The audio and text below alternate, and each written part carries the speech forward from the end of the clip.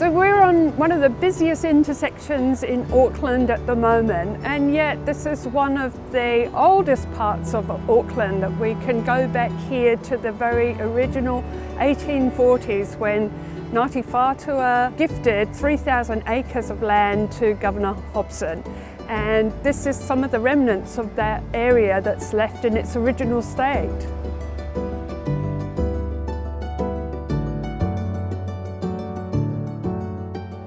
Most people don't realise that there's actually 5 denominational cemeteries here and how big it is.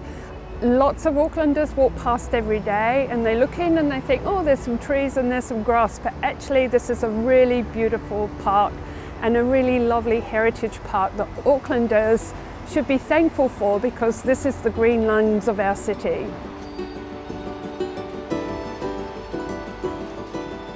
Simon Street and Karangahape Road was always a very important travel route for Māori.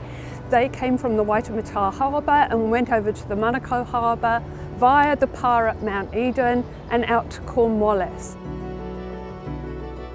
So the site for the cemetery was on a hill. It was considered to be out of town at that stage. So although we feel as though we're in the heart of the city now, at that stage we were out of town.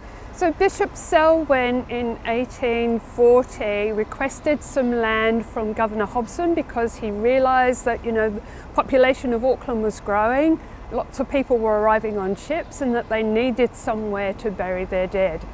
So Governor Hobson is one of the people buried in the cemetery, and that happened very early on, within the first year of the cemetery being here.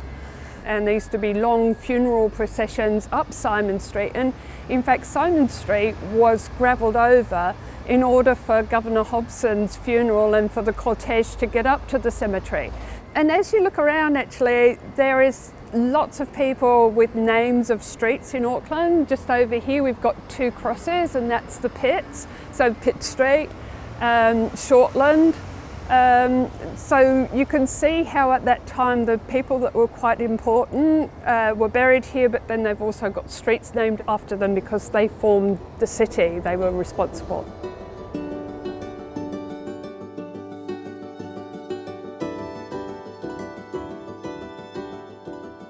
There was always 2 cemeteries on either side of the road. It was never split by the road. The Anglican section is on the Grafton Bridge side, and that's on the east side of Simon Street. That's the biggest section. That was the predominant religion at the time in Auckland. Most of Aucklanders would have been Anglican. With about 2,000 people in early Auckland, the church actually sat something like 1,800 people, which was incredible. Could you imagine a church seating all of the Aucklanders now? It wouldn't do that. Also on the east side, under the bridge, if we go under the bridge, we've got the Wesleyan and General section. And it's general because anybody could be buried there.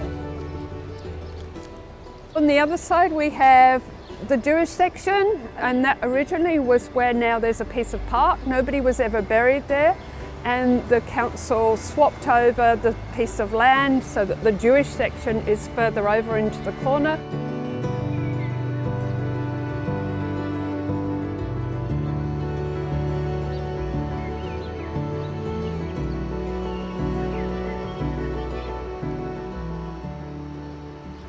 So here we are on the west side of Simon Street, the Karangahape Road side, and here we've got the 3 cemeteries. In front of me we've got the Jewish cemetery at the front. In the middle here we've got the Presbyterian section, and that rolls into the Catholic section at the back and goes all the way to the Grafton Gully Cycleway.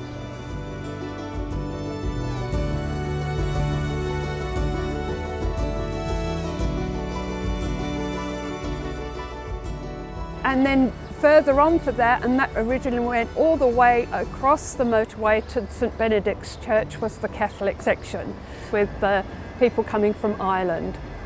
They lost a lot of their land when the motorway was put through, and over 2/3 of the Catholic cemetery was removed for the southern motorway when it came through in the 1960s.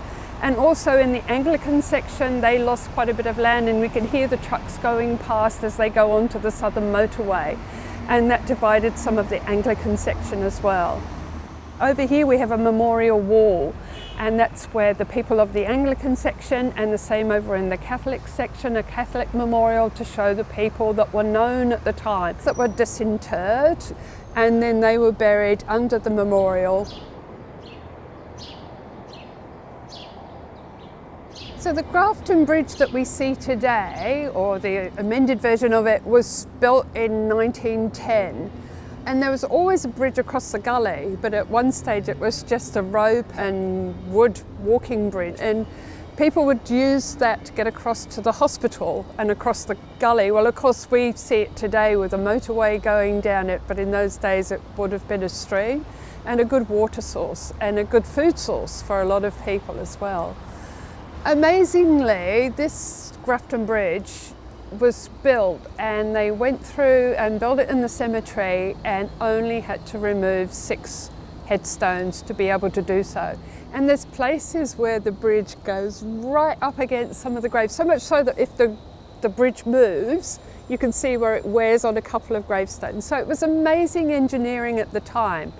And it's concrete poured bridge, so what they did at the time was they had to literally box up all of the struts with hardwoods, and then they built the concrete. The concrete company actually went broke while they were building it, because it was the first time they'd ever tried to do something like this in the world. So it's quite world famous at the time and still standing today. So there's lots to learn about the cemetery. The Story app you can pick up on your phone. You can download it before you leave home if you like, or even print out some of the maps if you prefer it to do that. Or it's interactive and you can go around and see quite a lot of information about some of the graves, the paths, the trees, and the flora and fauna that are here. And there's signs all the way around the cemetery to help you around the paths. So there's 4 trails here, and the Hobson Walk starts right here and is the easiest one to do, and you can do that in about 30 minutes, and it's all tarmac paths, so quite simple. On the other side we've got the Rose Trail, and down the bottom we've got the Bishop Selwyn Path and the Waipururu Trail.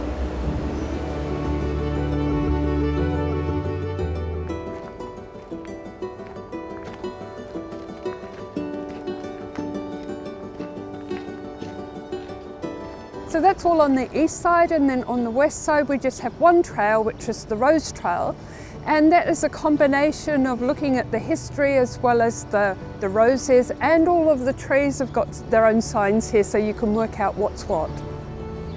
And on this side, over the years, there was either roses planted here by the ancestors of the people buried here, or the Heritage Rose Society from Auckland have also planted some here. So these are often once flowering roses, they're heritage roses, and they smell gorgeous.